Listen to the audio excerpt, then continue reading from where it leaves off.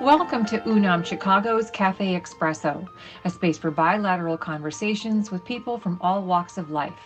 Tune in to Spanish Public Radio and follow us on social media. And now your host, Alberto Foncerrada.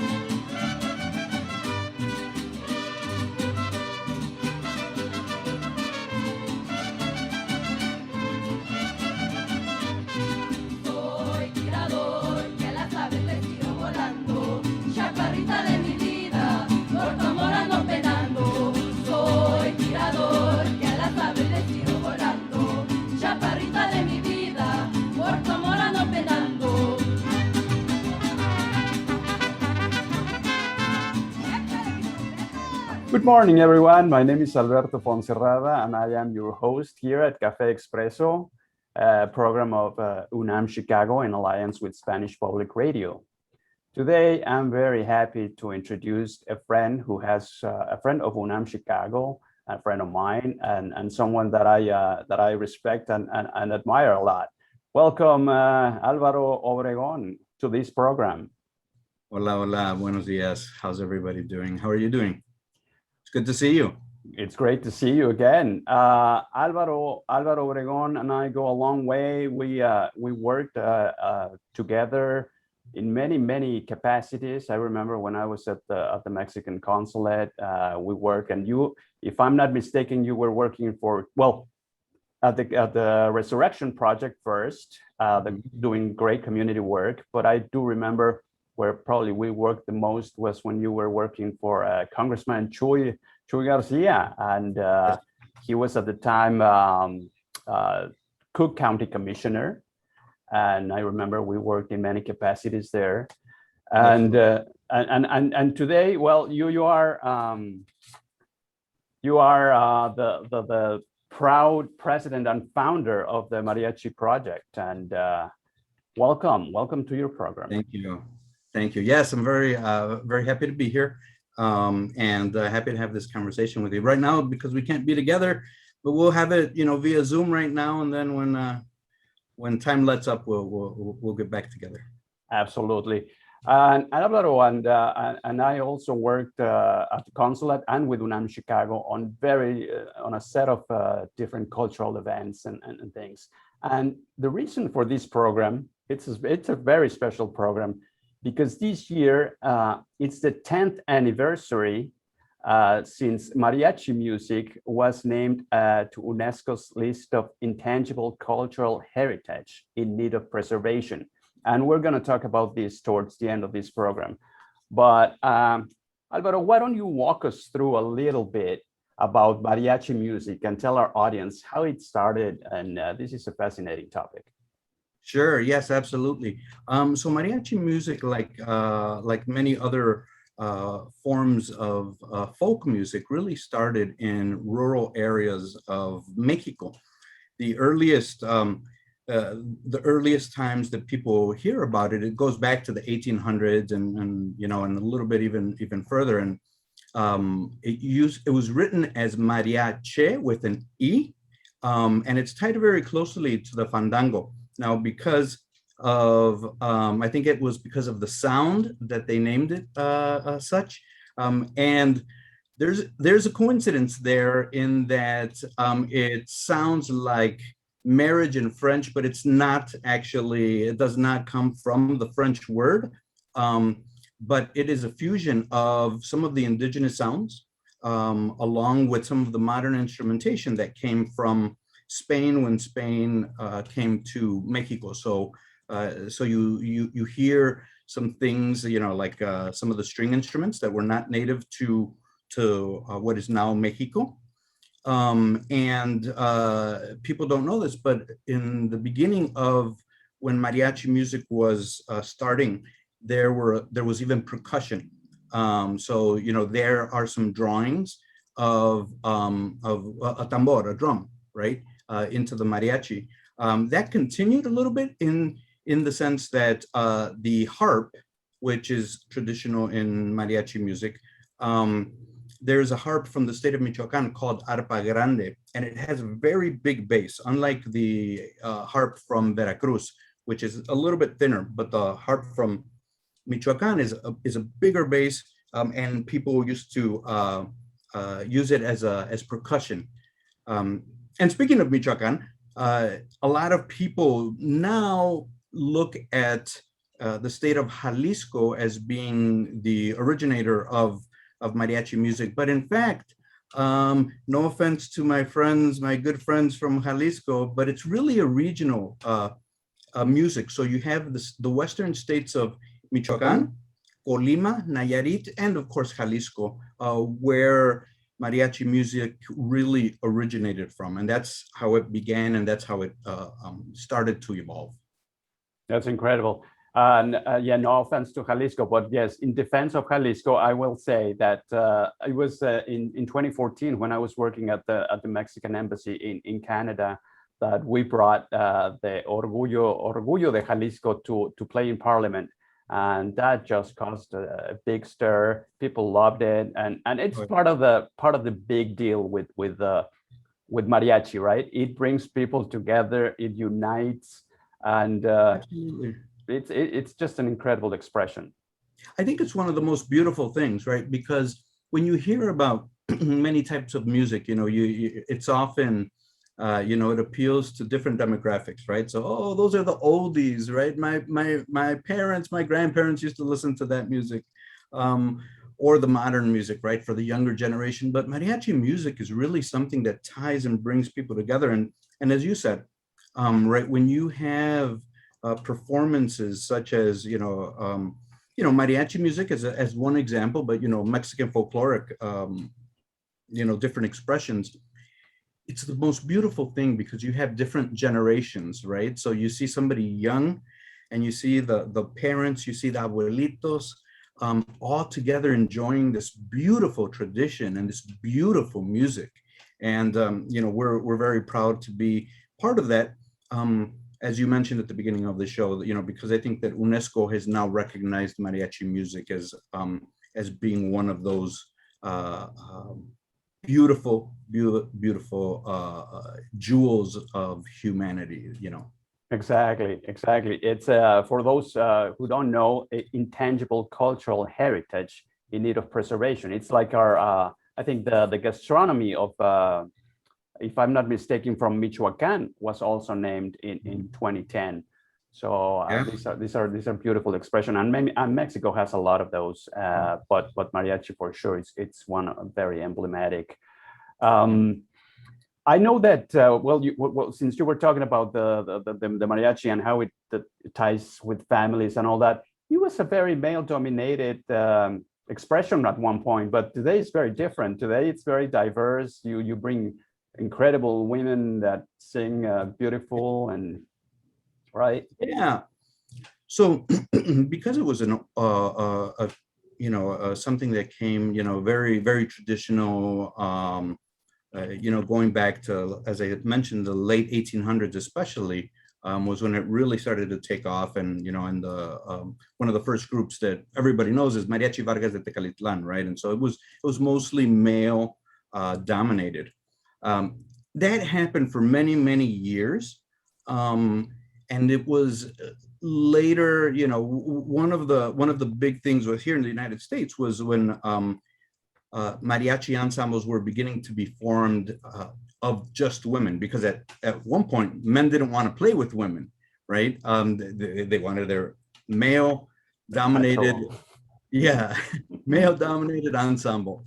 But women, are half of this world, right? And so women said, we can play this at a high level. And so you saw different expressions of it, whether it is Mariachi Reina, Mariachi Divas in California, Mariachi Mujer 2000, which Laura Sobrino was a founder of. And she really in the United States took it to that next level, or at least she's credited with that. But in Mexico, you see this now too. So one of Mexico's biggest and best groups out there right now is Mariachi Nuevo Tecalitlan from Guadalajara. And they have a Mariachi Femenil Nuevo Tecalitlan.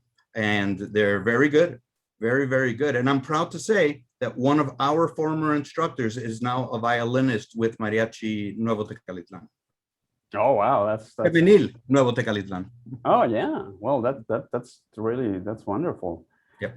So tell us a little more about the original instrumentation. You talked about a little bit about that a little while ago, but a little bit about how it has evolved mariachi from a rural expression to kind of like a more urban or universal even, right? Oh, absolutely. So it's hard to imagine mariachi music now without the trumpets, right? So that is the sound that a lot of people associate, whether you love it or you don't, right? There are some people that say, oh my God, those mariachi trumpets. But to us Mexicanos, right, we hear the trumpet, we hear the mariachi sound and the pride comes out. But there were not trumpets at the beginning because it was very rural. You had mostly string instruments. I mentioned at one point there was a percussion, the little tambor that was keeping the compás, right? So the beat. But you had mostly the instrumentation of these string instruments, which were basically three. So it was the violin, the guitarra de golpe, and the guitarrón. Now the guitarrón was closely associated also with the harp. The harp obviously is very big, and so the guitarrón is a bass instrument, which the harp used to perform. As you know, it's very, it has a lot of different. It's capable of producing a lot of different sounds. So it not only can produce the high sounds, but was also the bass. But to carry a big harp everywhere was very difficult. So the guitarrón was used a lot. And then of course there is the vihuela. The vihuela is another guitar-like instrument, and it is it's a little bit higher pitched, right? So you have on the deep end you have the guitarrón, you have the guitar, the guitarra de golpe, and then you have the vihuela. Now the guitarra de golpe is not often used as much anymore, but it is used in some ensembles, and I'm happy to say that at Chicago Mariachi Project we try to blend some of the more modern sound with some of the more traditional sound. So we do have a guitarra de golpe. So I mentioned the harp, which any professional group, real professional group would have. And then lastly, the trumpets, right? So the trumpets were not introduced until when mariachi musicians were taken kind of from that western part of Mexico to Mexico City. And when they went, and you're familiar with XCW, right? Yeah. In Mexico. So not only can you credit almost XCW with trying to modernize the mariachi in terms of sound, they also wanted the musicians to look a little bit more, shall we say, in their eyes, presentable. So whereas you had a lot of because it is folk music, you had them a little bit more dressed down, and then suddenly they had these trajes de charro. Exactly, right? That's where I was going to go. Nowadays. Yeah, tell us a little bit about that. The traje de charro. It's not a costume, obviously. It's no. Oh my God. Yes, exactly. Do not tell. No, exactly. Never tell mariachi. Your costume, because exactly. it is an insult. Absolutely. And this is something that we share with. It's very important for us at Chicago Mariachi Project to share this with our students. Now, some of those original, was just cloth, clothing, ropa de manta, as we call in Español, right, in Mexico. Okay. And then what began to happen is that they started getting a little bit more dressed up, and they started using what is a traje de caporal. And at Chicago Mariachi Project, we introduced the traje de caporal as something that would say we are traditional, and that was the face of a lot of our ensemble.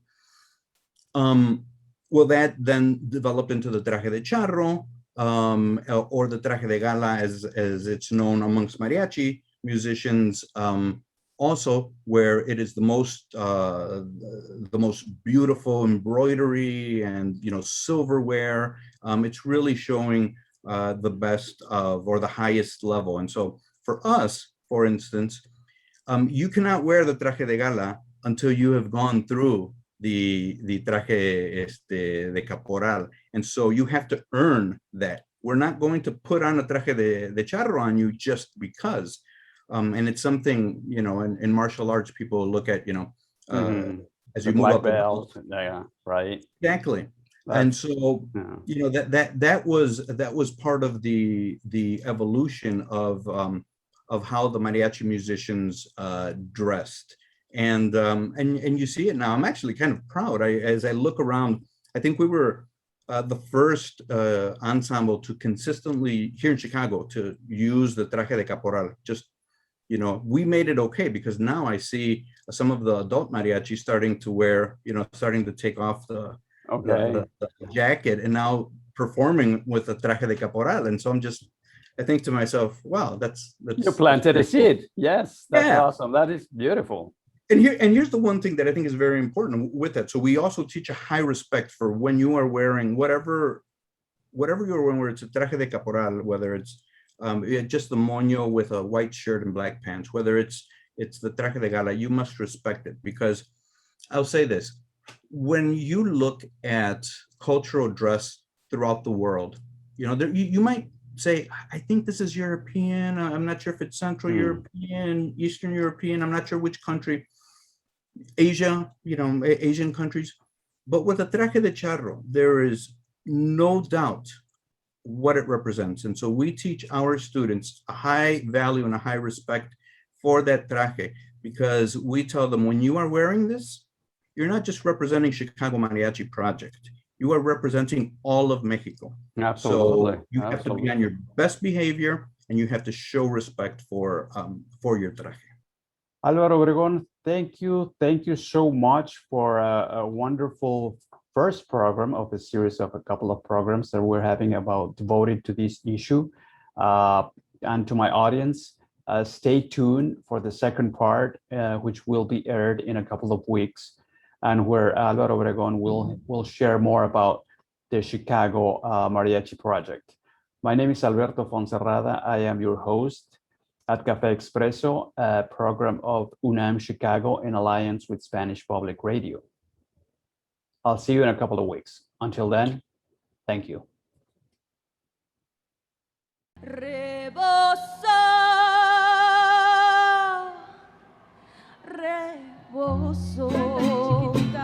de Santa María, mestizas que bailan llenas de alborozo, entre los encantos mil de mi vaquería.